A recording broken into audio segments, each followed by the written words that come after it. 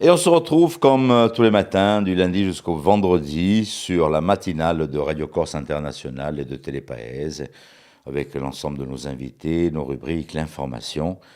Un grand bonjour à vous donc pour ce vendredi 17 avril. Bonjour, salut à tous. All'ascolto di Radio Corsa Internazionale, prima radio Siamo sempre qui. Ça sent le week-end les enfants. Ah, c'est vendredi, allez, plus que quelques heures et puis vous allez pouvoir partir en week-end. En plus, le temps va se maintenir pour ce week-end. Du moins, je l'espère, on va voir ça avec Philippe dans un petit moment. Pour mieux, c'est même parti pour. Allez, tiens, aujourd'hui, en ce vendredi 17 avril, on va souhaiter une très très bonne fête aux Anissés. Voilà donc pour ce début de matinale. Bon, j'espère que vous allez bien. On va se faire un petit parcours ensemble de quelques bonnes minutes avec nos chroniqueurs, avec nos invités. Aujourd'hui, on va parler de sculpture. Après, avec Marie-Pierre, on va partir du côté des States, en Louisiane. Et puis, bien sûr, nos rubriques habituelles, les pronostics, l'horoscope, l'information, la météo. Tu n'as pas dit doute, hein. On reste avec nous donc pour cette matinale. Nous allons débuter avec le bulletin météo et l'information avec Philippe qui s'installe donc pour débuter la matinale.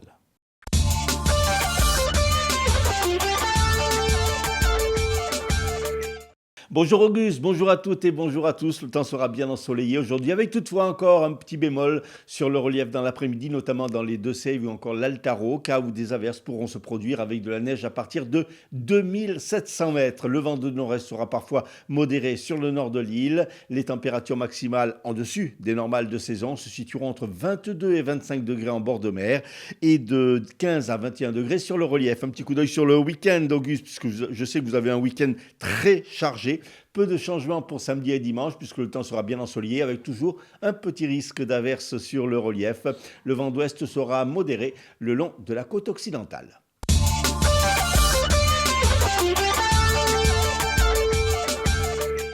Bonjour, un ouvrier portugais de 58 ans est décédé après une chute d'un toit à Lecce en Corse du Sud. L'homme se trouvait a priori seul sur le chantier au moment du drame. À Urtaca en Balagne, aux alentours de 17h, un accident de la circulation a fait 3 blessés, 3 personnes qui ont été transportées au centre hospitalier. Le tribunal correctionnel de Bastia a condamné hier un jeune homme de 20 ans à 12 mois de prison, dont 8 mois avec sursis probatoire de 2 ans et 4 mois à effectuer sous bracelet électronique pour détention, transport et trafic de stupéfiants. Mardi soir, à Bastia, en voulant se soustraire à un contrôle routier, il avait été arrêté par les CRS et lors de la fouille, ceux-ci avaient découvert 12 grammes de cocaïne dissimulée dans ses sous-vêtements. Le tribunal correctionnel de Bastia qui a également condamné une femme à 2 ans de prison, dont un avec sursis probatoire pour trafic de drogue. Elle avait été interpellée dans les quartiers sud de Bastia, mardi soir également, en possession de stupéfiants, puis placée en garde à vue.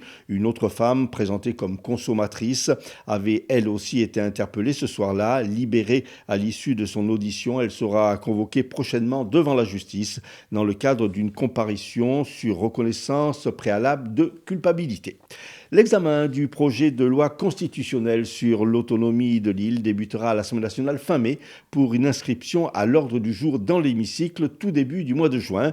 Gilles Simeoni, en déplacement de 2 jours dans la capitale, a pu obtenir cette promesse après avoir rencontré successivement la présidente de l'Assemblée nationale, le président du Sénat et le Premier ministre Sébastien Lecornu.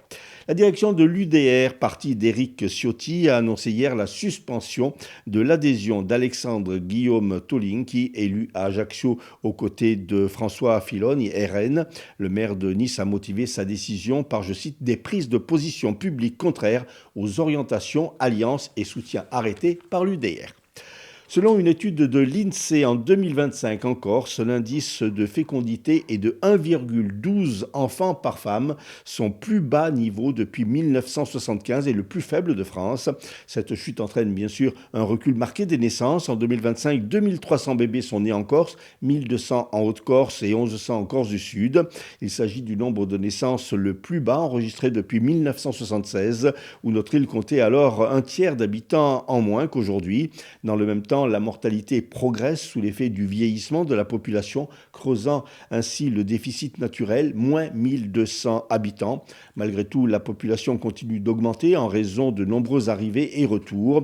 Au 1er janvier 2026, la Corse comptait 365 600 habitants, soit la croissance démographique la plus forte de France métropolitaine.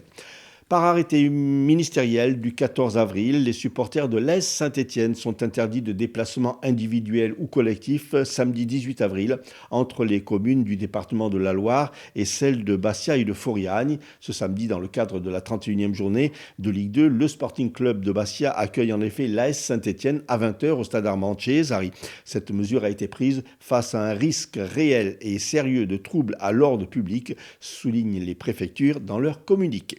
Enfin, ce dimanche, la piscine Jean-Nicolas Cicconi à Ajaccio abritera la 5e édition du championnat régional d'apnée en bassin. Cette compétition sélective pour le championnat de France comportera 5 épreuves: statique, dynamique monopalme, dynamique bipalme, dynamique sans palme et une épreuve d'endurance.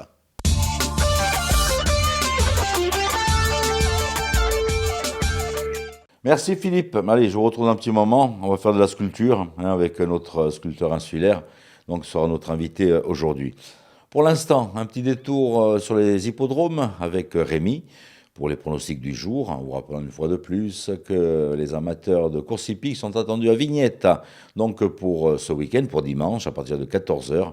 Donc, pour une très très belle réunion, la première réunion de la saison sur l'hippodrome donc, de la cité impériale.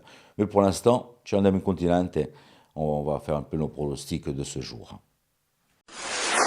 Les pronostics hippiques de Rémi sur Radio Corse International.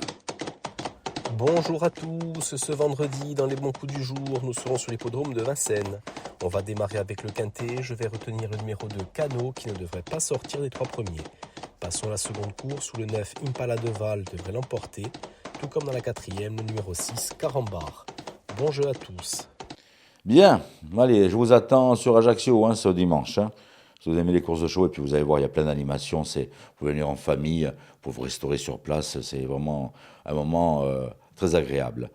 On poursuit cette fois-ci avec l'horoscope. Voilà, l'horoscope du vendredi et qui va vous mener donc jusqu'à ce week-end.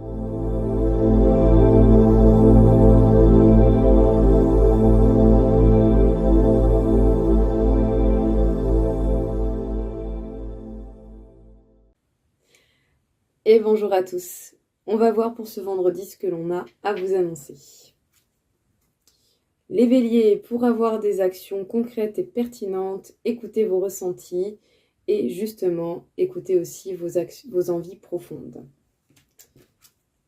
Les taureaux, vous pourriez faire des choix très ingénieux qui pourraient vous apporter de belles réussites et vous allez également vous diriger vers des situations qui vont vous apprendre beaucoup de choses. Les Gémeaux, vous serez amenés aujourd'hui à trouver l'équilibre entre votre envie d'apporter et votre envie de maîtriser les choses. C'est possible, faites preuve de patience et d'indulgence envers vous-même. Les Cancers, vous allez vous sentir particulièrement pensif aujourd'hui, ne vous prenez pas trop la tête, prenez les choses avec plus de recul. Les Lions, aujourd'hui vous pourriez avoir envie de vous accorder du temps pour votre propre personne et faire des activités qui vous plaisent. Les Vierges, pour retrouver un équilibre et un bien-être personnel, vous pourriez être amenés à faire face à des situations qui peut-être n'ont pas été dans vos priorités jusqu'à présent. En tout cas, aujourd'hui, vous pouvez régler certaines choses qui peut-être traînent un peu. Les Balances. Par moment, quand on veut que les choses changent, il faut laisser certaines choses repartir au passé. Faites table rase de ce qui est beaucoup trop vieux et non adapté à votre situation actuelle et n'hésitez pas à inciter le changement en le créant. Les Scorpions, vos actions vont être très efficaces et en plus de ça, vous n'allez pas vous laisser faire. En tout cas, faites preuve d'organisation et tout se passera bien. Les Sagittaires, vous allez avoir des possibilités qui vous permettront d'en finir avec une situation peu confortable. Les Capricornes, vous savez ce que vous voulez et comment vous voulez les choses. Vous avez certainement eu beaucoup de temps de réflexion pour cela. Et justement, ça vous permettra d'avoir des idées novatrices. Les Verseaux, vous pouvez vous sentir avec un petit moral aujourd'hui. Au niveau émotionnel, on n'est pas forcément dans la plus grande des humeurs. Hein. Le bonheur n'est pas toujours au rendez-vous. Il est peut-être temps aujourd'hui de s'écouter et de voir qu'est-ce qui vous peine. Et enfin, les Poissons, prenez du recul et essayez de visualiser les possibilités ou les prochaines étapes par rapport à un projet qui est important à vos yeux. Voilà tout le monde, je vous souhaite à tous une belle journée et je vous dis à bientôt.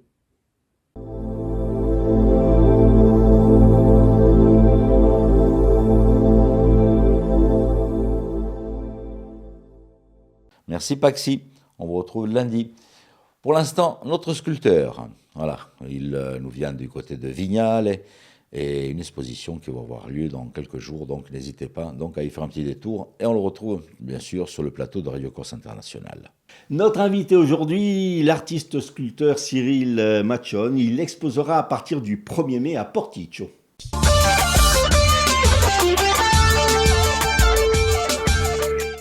Cyril, bonjour. Bonjour Philippe. Alors pour celles et ceux qui ne vous connaîtraient pas encore, qui vous découvrent aujourd'hui, un petit mot sur votre cursus, un parcours un petit peu atypique. Oui, mon parcours il est assez atypique. Si on va remonter très loin, ça risque de prendre du temps.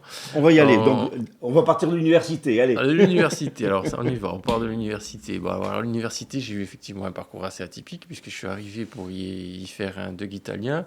Mais finalement, j'ai basculé vers une licence en sciences de l'éducation et une maîtrise en sciences de l'éducation, pour ensuite aboutir sur un DEA d'échanges linguistiques et interculturels méditerranéens. Le terme étant un peu barbare, mais il reflète, je dirais, quelque part mon incapacité à choisir à l'époque et ne pas savoir ce que je voulais faire en fait dans mes études. Donc j'ai fini mes études avec ce bagage, mais je ne savais pas pour autant ce que j'allais faire dans la vie. J'ai eu une opportunité qui s'est présentée, je l'ai saisie. C'était celle de faire du mannequinat pendant 4-5 ans. Ça m'a permis de voyager, de m'ouvrir des portes, de voir de nouveaux horizons. Et ensuite, j'ai eu d'autres petits Vous avez été pompier aussi. boulots. Oui, j'ai été pompier en parallèle, mais ça, c'était avant la faculté. Ça s'est arrêté, presque à la fin de la faculté. Oui, j'ai été pompier de 91 à 2001. Voilà, donc pendant 10 ans. J'ai failli en faire ma vocation. Ça s'est joué à pas grand-chose. Et la sculpture, alors comment vous l'avez découverte ? La sculpture, j'ai envie de dire, je la pratiquais déjà étant tout petit. Je la pratiquais sans même savoir que c'était de la sculpture, en fait. Quand j'avais 4 ans, 5 ans, je faisais des petits objets avec, à l'époque, les Lego, les mécanos, des objets qu'on n'était pas censé pouvoir réaliser. Je détournais déjà le matériau de sa fonction première, je vais dire. Voilà. Et c'est ce qui s'est après... je dirais, manifesté dans mes premiers travaux. Donc oui, la sculpture, en fait, il y avait chez moi, j'ai toujours été très créatif, on va dire. Voilà, je réalisais plein de choses quand j'étais enfant, plus tard quand j'étais adolescent, également, avec les amis, les vélos, tout ça, je bricolais souvent. Après, ça a été les voitures. Et j'ai toujours été très créatif, très bricoleur. J'aime la mécanique, j'aime la technique, j'aime réaliser des choses. Et donc, ça m'a suivi, je dirais, tout au long de ma vie, mais sans ne serait-ce que m'effleurer l'esprit de pouvoir en faire mon activité, un métier. Pour moi, c'était juste un hobby. C'était juste quelque chose que j'aimais faire, une passion, voilà. Et des années plus tard, lorsque, à un moment donné, j'ai eu, je crois que c'était à peu près à l'âge de 35 ans, j'ai eu l'opportunité de commencer à réaliser des meubles, en fait. Étant jeune marié, j'ai commencé à réaliser des meubles pour nous, pour mon épouse et moi. Et ça a germé, j'ai commencé à réaliser plein de choses et j'ai commencé à voir que je m'améliorais, que je pouvais créer des choses, aller plus loin. Et à un moment donné, j'ai ressenti le besoin de passer à la sculpture, tout simplement. Ça s'est fait assez naturellement. J'ai ressenti ce besoin, j'ai essayé. Les premières étaient très rudimentaires, elles étaient très géométriques. Mais c'est comme ça que j'ai commencé en fait. Alors, il y a cette fameuse tortue que vous avez réalisée pour Vignal, entre autres. Oui, la tortue de Vignal, la tortue bleue, On peut qui voir a été sur la réalisée en 2024. Mhm. Ça a été, je dirais, la commande publique, la première œuvre, je dirais, avant le parcours artistique. Je dirais que c'est la face émergée de l'iceberg, hein, qui annonce la couleur quelque part, qui annonce le thème du parcours artistique qui s'en est suivi derrière sur le village de Vignal. Alors, nouvelle exposition donc du 1er mai au 31 octobre à Portici, au domaine Terra di Gaia. Une exposition qui est composée surtout d'animaux, c'est ça? Alors oui, là c'est une exposition qui est composée à 100% d'animaux. On y retrouvera 14 sculptures, des monumentales, des moyennes, des petites, pour une exposition qui va durer 6 mois, avec de nombreux partenaires. Donc 14 sculptures. Le thème dominant est la rouille. Chaque œuvre est volontairement rouillée à divers degrés. Donc on pourra, je dirais, apprécier cette nouvelle finition et la voir en vrai à partir du 1er mai. C'est symbolique, cette rouille aussi. Hein. Cette rouille est tout à fait. Cette rouille est symbolique puisque cette rouille est en fait la métaphore d'un monde qui change. La métaphore, elle est assimilée pour moi à la peau des animaux qui évolue, qui réagit en fonction des agressions que le monde leur fait subir. Donc la rouille est une réaction à ces agressions. Elle évolue donc avec le temps. Elle est aussi, la rouille, elle est là aussi parce que les animaux, les oubliés, il ne faut pas oublier le titre, les oubliés, ce sont des animaux qu'on a oubliés, ils sont relégués, on ne s'intéresse pratiquement plus à eux, leur monde est de plus en plus réduit, leur territoire est réduit, ils sont soit chassés, ils sont soit en voie d'extinction, soit maltraités aussi. Donc le nom résonne avec les oubliés, la rouille. J'ai trouvé que la rouille était intéressant, l'image de la rouille, c'est-à-dire cette oxydation qui se manifeste en surface et qui va avec le temps s'accentuer. J'ai trouvé ça intéressant comme thème de développer cette idée. Ce matériau, comment vous le trouvez? Vous le récupérez Alors la rouille, non, je la crée moi-même. En fait, ce sont des œuvres qui sont réalisées de façon traditionnelle, c'est-à-dire selon la même technique que j'ai toujours employée, soit en résine de coulée, soit en stratification, tantôt coulée, tantôt taillée dans la masse, ça dépend de la taille de l'œuvre. Mais dessus, j'applique une finition métallisée que je vais ensuite oxyder moi-même. Et en fait, on a une apparition de rouille qui se fait grâce à l'aide de produits utilisés qui vont favoriser son développement. Il y aura combien d'œuvres à peu près? Il y aura 14 œuvres, 5 monumentales, 2 moyennes et 7 petites. Qu'est-ce qu'il y a comme animaux? Alors, on va y retrouver notamment un lion, un requin, un loup, un grizzly. On va y retrouver une panthère, on va y retrouver qu'est-ce qu'il y a d'autre, panthère, il y a le petit lion. Après on va retrouver des sculptures qu'on a en grand format, mais on va les avoir aussi en petit format. On a le gorille, voilà, et j'en oublie parce qu'il y en a. Alors justement, c'est un clin d'œil aussi à une association, l'ONG WWF. Voilà, oui, bien entendu, mon collaborateur principal, mon partenaire principal sur cette exposition, c'est le WWF. À qui je vais reverser un pourcentage des ventes des œuvres qui sont vendues pendant l'exposition. Donc c'est important pour moi, ça me permet, c'était pour moi l'idée d'aller plus loin dans ma démarche, ça me permet d'aller plus loin, je voulais être plus cohérent dans ma démarche et faire quelque chose de plus concret. En fait, puisque depuis des années, j'essaye de sensibiliser au sujet du sort des animaux, quant au sort des animaux. Et là, je voulais aller plus loin, je voulais manifester vraiment une aide vraiment plus concrète. Et il y a aussi un autre clin d'œil, c'est que si vous exposez au domaine Terra di Gaia et à Portici, c'est pas par hasard aussi. Non, du tout, c'est pas par hasard, puisque en fait c'est un domaine qui est 100% autonome, dont la démarche, je dirais, s'inscrit vraiment en parallèle de la mienne. On va dans le même sens. Par exemple, ils produisent eux-mêmes leur électricité, ils ont leur puits, ils ont des animaux sur le domaine, plusieurs animaux. On est dans une démarche vraiment éco-responsable. Et donc, c'est ce qui m'a touché. Et je pense que c'était important de faire une exposition avec un partenaire et que ce partenaire soit en parfaite cohérence avec le sujet de l'exposition. D'autant plus qu'il y a le WWF et que tous les gens qui se sont investis, tous les autres collaborateurs qui se sont investis dans ce projet ont respecté cette charte. Je dirais, ils sont là parce qu'ils sont dans le respect de cette charte, notamment les eaux de Dzil qui m'ont créé une bouteille en verre. Il n'y aura pas de plastique. Les traiteurs qui vont apporter, par exemple, une nourriture, il n'y aura pas de viande. On a une nourriture qui sera on ne va pas dire le mot vegan, pas obligatoirement vegan, mais on aura une nourriture plus respectueuse. Alors, cette exposition, donc, elle aura lieu du 1er mai au 31 octobre à Portici, au domaine Terra di Gaia. Il y a déjà d'autres projets ? Oui, il y a d'autres projets. L'année est bouclée complètement jusqu'en début 2027. Donc, il y a d'autres projets où il y a une exposition personnelle qui arrive au début juin à Saint-Florent, à l'atelier de Caux. Donc, il y aura une exposition avec une agence immobilière, Barnes, qui se fera dans le courant du mois de juin également.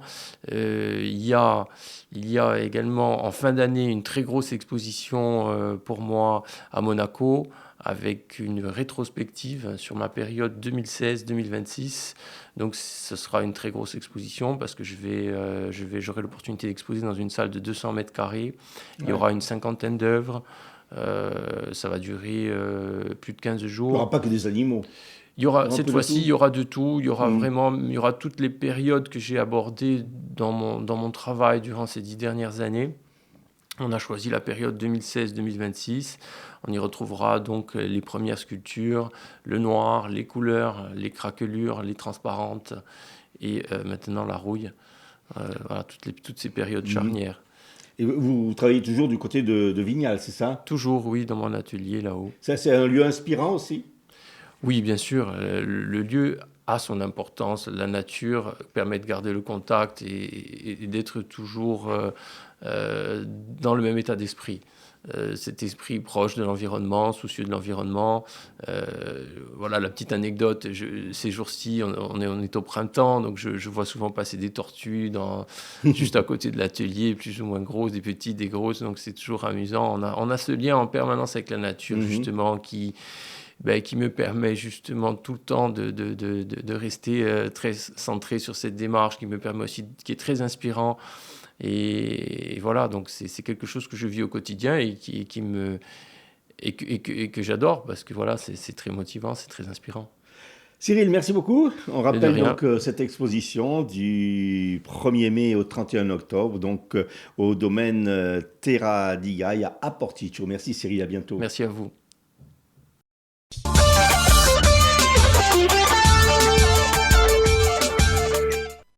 Merci Philippe. Merci à notre sculpteur et puis n'hésitez pas à aller voir donc l'ensemble de ses œuvres. On se refait un petit point sur les types de l'information, Philippe, pour un petit point donc pour l'information du jour et ainsi que le bulletin météo.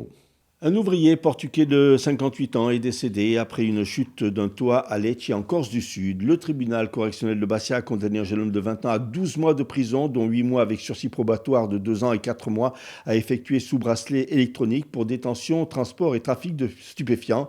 Ce même tribunal correctionnel qui a également condamné une femme à 2 ans de prison, dont 1 avec sursis probatoire, toujours dans le cadre d'un trafic de stupéfiants. L'examen du projet de loi constitutionnelle sur l'autonomie de notre île débutera à l'Assemblée nationale fin mai pour une inscription à l'ordre du jour dans l'hémicycle au tout début du mois de juin.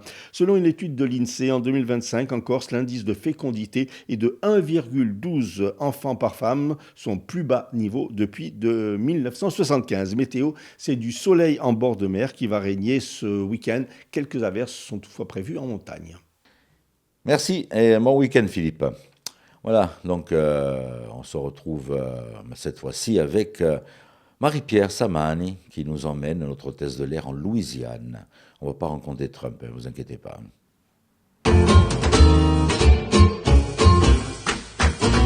Bonjour et bienvenue dans notre chronique en roue libre. On part comme d'habitude à la découverte d'une nouvelle région des États-Unis et aujourd'hui c'est la Louisiane. La Louisiane, traversée par le Mississippi, ne ressemble à aucune autre. Ici tout est lié à l'eau et la nature y est magnifique certes, mais instable, ce qui rend la région particulièrement vulnérable aux ouragans. Certaines zones, notamment autour de la Nouvelle-Orléans, sont sous le niveau de la mer et les inondations font partie de l'histoire. Même les cimetières sont souvent hors sol, ce qui est peu commun aux États-Unis, parce que la terre est trop humide pour y enterrer les morts. Et l'histoire humaine y est tout aussi complexe. La Louisiane a d'abord été française, puis espagnole, puis de nouveau française avant d'être vendue aux États-Unis par Napoléon en 1803. Résultat, un territoire profondément mélangé où se sont formées deux grandes identités culturelles, les créoles et les cajuns. Le terme créole désigne des personnes nées dans la colonie, sans distinction de couleur de peau, par opposition aux Européens nés en Europe. Les créoles sont souvent urbains, francophones, catholiques et très présents à la Nouvelle-Orléans. Les Cajuns, eux, descendent des Acadiens, expulsés du Canada par les Britanniques lors du Grand Dérangement à partir de 1755. Installés dans les zones rurales et les marais, ils développent une culture propre, tournée vers la pêche, l'agriculture et la vie communautaire. À ces deux héritages et à celui des natifs américains se mélangent les influences africaines, caribéennes, et c'est ce métissage qui va conditionner toute l'histoire culturelle de la Louisiane. Mais derrière les paysages fascinants, il y a une réalité sombre sur laquelle la région s'est construite, celle des plantations et de l'esclavage. À partir du XVIIIe siècle, des dizaines de milliers d'hommes, de femmes et d'enfants sont arrachés à l'Afrique de l'Ouest, transportés de force par bateau, puis vendus comme main-d'œuvre gratuite destinée aux plantations de coton et de canne à sucre. Et ces lieux racontent aujourd'hui deux histoires différentes. D'un côté, celle des propriétaires. Les grandes maisons coloniales et les allées bordées d'arbres montrent un sud élégant, presque romantique. Et c'est cette image qu'on retrouve dans le cinéma, notamment dans le film Entretien avec un vampire, tourné en partie dans une vraie plantation au Calais. Une vision esthétique, nostalgique, mais centrée sur les dominants. À la Laura Plantation, on raconte l'histoire de plusieurs générations de femmes créoles qui ont dirigé ces domaines. Des femmes prises dans un système violent qu'elles ont tout autant subi que contribué à faire fonctionner. Et puis il y a l'autre côté, celle des personnes opprimées. À la Whitney Plantation, le regard change complètement. Ici, on parle des esclaves, de leur nom, de leur vie et de leur mort en leur redonnant une identité et en leur rendant hommage. Dans le film 12 Years a Slave, on suit l'histoire d'un homme noir né libre dans l'État de New York qui, attiré par une fausse promesse d'emploi, est enlevé puis vendu dans les plantations. Pendant des années, il cherche de l'aide, écrit des lettres en secret, prend des risques et finit par réussir à être libéré grâce à l'aide d'un charpentier canadien abolitionniste après 12 ans de captivité. C'est une histoire vraie, mais son cas reste exceptionnel. La plupart des esclaves n'ont jamais retrouvé leur liberté. L'esclavage a fini par être aboli aux États-Unis en 1865 après la guerre de sécession et l'adoption du 13e amendement, mais dans le Sud, les inégalités raciales et économiques perdurent. Cette période de transition, instable et tendue, continue d'inspirer la fiction et on retrouve d'ailleurs ce climat lourd et ces institutions marquées par la ségrégation et l'injustice dans le film La Ligne verte, tiré du roman éponyme de Stephen King. Côté jeux vidéo, dans Red Dead Redemption 2, la région devient Les Moines et Saint-Denis nous rappelle la Nouvelle-Orléans du 19e siècle, une ville moderne qui marque la fin du Far West et le début d'un autre monde. Et maintenant, petit conseil aux gamers, si un homme louche vous invite dans les marais, déclinez.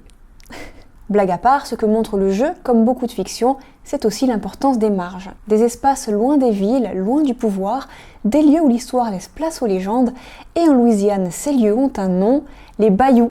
Un bayou, c'est un bras d'eau lent issu du Mississippi. L'eau y stagne, la végétation est dense et les habitations sont souvent isolées. Ces territoires, longtemps restés à l'écart, ont nourri un imaginaire particulier, marqué par la solitude, la précarité et le repli sur soi. La série True Detective saison 1, dont l'enquête se déroule entre marais, zones industrielles abandonnées et petites communautés fermées, illustre ce sud rural marginalisé, marqué par la religion, la pauvreté et l'absence de perspective. Dans un registre plus fantastique, la série True Blood transforme le bayou en territoire de créatures démystifiées et de conflits entre communautés. Et vous l'aurez remarqué, la Louisiane est souvent associée aux vampires et ce n'est pas un hasard. entre héritage européen et culture catholique, les caveaux hors sol, l'histoire violente et la culture nocturne, pas étonnant que la ville se prête naturellement au récit d'être entre deux mondes. Mais derrière le surnaturel, on retrouve des thèmes très concrets. La peur de l'autre, les rapports de pouvoir, les tensions sociales et les croyances diverses. C'est entre histoire et mythe qu'une spiritualité particulière s'est développée, le vaudou. C'est une pratique religieuse issue des traditions d'Afrique de l'Ouest, développée en Louisiane pendant la période esclavagiste. Le vaudou sert alors à préserver une identité, à créer du lien et à résister culturellement. À la Nouvelle-Orléans, il est notamment incarné par Marie Laveau, figure historique du XIXe siècle, à la fois guérisseuse, chef spirituelle et femme influente. On la retrouve d'ailleurs dans la série American Horror Story Coven, où son personnage est revisité à travers une rivalité entre vaudou et sorcières sur fond d'héritage colonial et racial. La ville y devient un territoire hanté par son passé. Mais contrairement au cliché, le vaudou n'est pas centré sur la magie noire, il repose sur des rituels, des prières, des plantes médicinales et une relation aux ancêtres. Il a longtemps été marginalisé, surveillé, parfois réprimé, avant d'être récupéré comme élément folklorique, notamment à des fins touristiques. C'est le côté sombre du vaudou qu'on retrouve dans le film d'Alan Parker Angel Heart, où l'on suit un détective incarné par Mickey Rourke face à un Robert De Niro aussi énigmatique qu'inquiétant. Plus l'enquête progresse et plus la frontière entre réalité et surnaturel s'efface. La ville devient un labyrinthe de peur et de zones grises dans une atmosphère moite et suffocante. Mais il n'y a pas que les œuvres sombres qui ont mis la Louisiane en lumière, car c'est aussi ici que Disney a choisi d'installer l'histoire de son premier film avec une héroïne afro-américaine, La Princesse et la Grenouille. Lucioles, musique, parade et vaudou adouci, la région y apparaît comme un territoire magique ancré dans une ville réelle et non dans un royaume fictif. De cette histoire, de ses croyances et de ses résistances est née une culture musicale dont le berceau est la ville de la Nouvelle-Orléans, le jazz. Dans les années 1900, des musiciens issus des communautés noires et créoles mélangent fanfare, blues, chants religieux, rythme africain et répertoire classique européen. Bercé dans les saloons et les quartiers populaires de la ville, notamment à Storyville, connue pour ses maisons closes et sa vie nocturne, cette musique à la réputation sulfureuse accompagne les bals, les parades et les rassemblements. Et même lorsqu'il conquiert les cabarets de Chicago et de New York, lors de la migration des musiciens vers le nord, le jazz reste lié à ces lieux et à ces figures peu respectables aux yeux de la société dominante. Il faudra attendre le succès de ces premiers grands artistes pour qu'ils gagnent une véritable reconnaissance, et l'un de ces musiciens, c'est Louis Armstrong. Né en 1901 dans un quartier pauvre de la ville, il apprend la trompette dans un centre pour mineurs, puis dans les brass bands avant de jouer dans des clubs. Au fil du temps, il devient l'une des figures majeures du jazz. Son timbre de voix, son jeu virtuose et son charisme sur scène forgent sa renommée internationale. Il popularise aussi le scat, un style vocal fondé sur l'improvisation. Avec lui, le jazz quitte les rues de la Nouvelle-Orléans pour devenir une musique mondiale. La culture de Nola, un des diminutifs de la ville, se retrouve jusque dans ses transports. La ville possède l'un des plus anciens réseaux de tramways encore en service, notamment la ligne Saint-Charles en activité depuis le XIXe siècle. Ces wagons verts en bois traversent les quartiers historiques et font partie du paysage. Il existait d'ailleurs à l'époque une ligne appelée Desire qui desservait le quartier du même nom, et c'est bien elle qui donne son nom à la pièce de Tennessee Williams, un tramway nommé Désir, adapté au cinéma par Elia Kazan.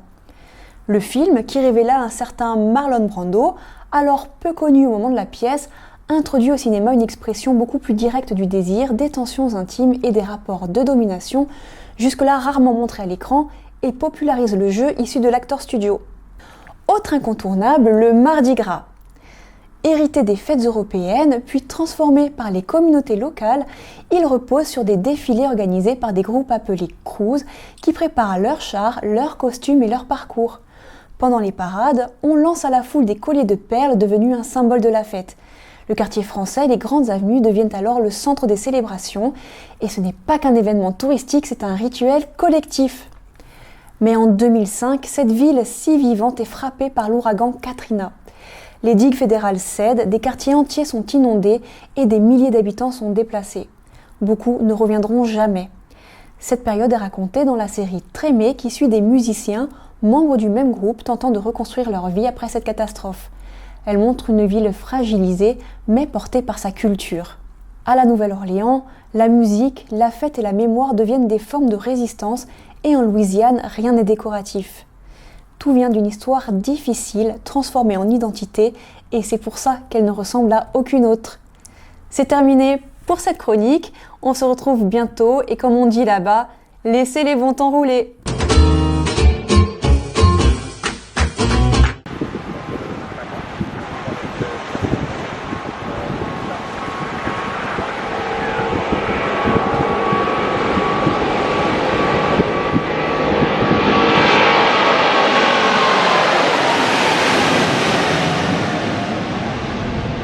Ah, merci Marie-Pierre, et à bientôt pour de nouvelles aventures.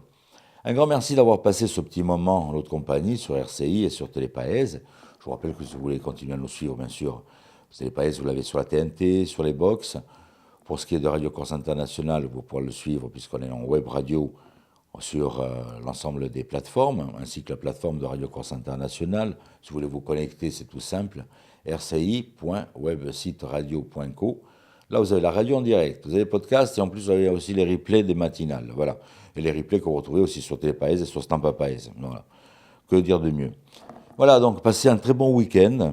Je vous embrasse très très fort et je vous dis à lundi matin. Tini de Vurte. Bonjour, salut à tous. All'ascolto di Radio Corsica Internazionale, prima radio. Simuda